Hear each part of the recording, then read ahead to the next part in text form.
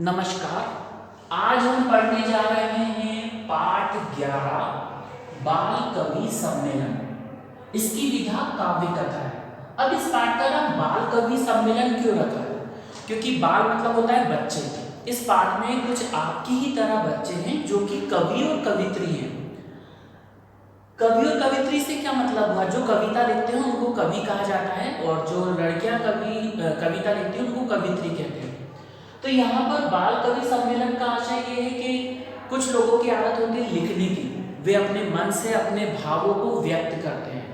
अब कुछ लोग जो होते हैं वो कहानियाँ लिखते हैं, कुछ जो होते हैं वो उपन्यास लिखते हैं, कुछ जो होते हैं वो कविता की कुछ पंक्तियाँ लिखकर अपने भावों को दर्शाते हैं। तो यहाँ पर वही बाल कवि जो कविता लिखते हैं उनको एक जगह एकत्रित करके और वे अपने कविता का वाचन कर रहे हैं, मतलब वे अपने मन के भावों को कविता के माध्यम से सुना रहे हैं। इसलिए इस पाठ का नाम बाल कवि सम्मेलन है।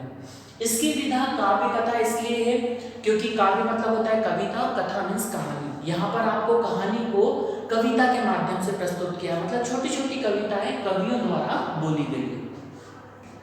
पात्र परिचय मतलब इसमें जो कैरेक्टर हैं, जो स्टेज पर जो बैठे हुए हैं, जो कविता बोलेंगे, उनके बच्चों के नाम है सौरभ, शिवम, कृतिका, कोमल, अंकुर, मंजरी, प्रखर जी और शेवाल जी। ये इन्होंने पार्टिसिपेट किया है, जिसमें सौरभ जी जो है वो उस कार्यक्रम के अध्यक्ष हैं। ठीक है। इसके बाद शिवम जो है वो संचालक है। संचालक मतलब कि जो प्रोग्राम को होस्ट कर रहे हैं वह शिवम है, जो मतलब जो व्यक्ति है वह उसका नाम शिवम है। अब किसी भी कार्यक्रम की शुरुआत जो है सबसे पहले तो दीप जलाया जाता है और उसके बाद सरस्वती जी की वंदना होती है। तो यहाँ पर सबसे पहले कार्यक्रम की शुरुआत में सौरभ जी को अध्यक्ष पद के लिए बैठाया जाता है। उसके बाद शिवम, कृतिका, कोमल को आमंत्रित करते हुए कहते हैं कि आप आइए और सरस्वती वंदना गाइए। कृतिका, कोमल स्टेज पर आती हैं और वे सरस्वती वंदना गाती हैं।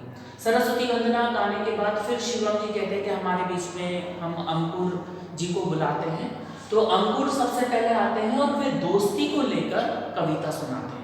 उनका कहना है कि दोस्ती को कभी भी तोड़ना नहीं चाहिए क्योंकि दोस्ती जो है बहुत अनमोल चीज़ है। ये शायद आप लोग भी बहुत अच्छी तरह से समझते होंगे। तो अंकुर कवि जो आए थे उन्होंने दोस्ती के बारे में कविता सुनाई। अब इसके बाद नेक्स्ट आई है मंजरी।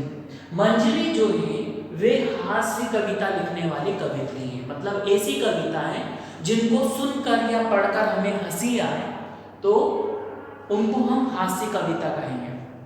तो यहाँ पर मंजरी ने हास्य कविता सुनाई जिसमें वो कहना था कि तोड़ दूं, मरोड़ दूं और हाथी को सूंड से उठाकर फेंक दूं, मतलब वे अपने बारे में बतलाने कि मैं इस तरह के काम कर सकती हूँ। तो ये हंसी वाली बात है कि लड़की होती हुई लड़की क्या कोई भी हाथी को उठाकर नहीं फेंक सकता। तो ये मंजरी की कविता जो है वो हास्य कविता है। प्रखर जी ने यहाँ पर अपने देश भारत के प्रति देशभक्ति बताते हुए देशभक्ति से संबंधित कविता सुनाई। इसके बाद में अंत में आते हैं शेवाल जी। शेवाल जी ने समाज सेवा के अंतर्गत पेड़ पौधों के बारे में बताया, उनका महत्व बताया। तो बारी बारी से सभी कवि आए और उन्होंने अपनी अपनी कविताएं इस बाल कवि सम्मेलन में प्रस्तुत की। हमने पाठ समझाया, पाठ समझाने के बाद उसका जो सार था वह भी समझाया। अब यदि आपको फिर भी कुछ समझने में परेशानी हो तो यहाँ पर हमने इसका वीडियो जारी किया है। पाठ आप खुद पढ़िएगा और इसको समझने की कोशिश कीजिएगा। धन्यवाद।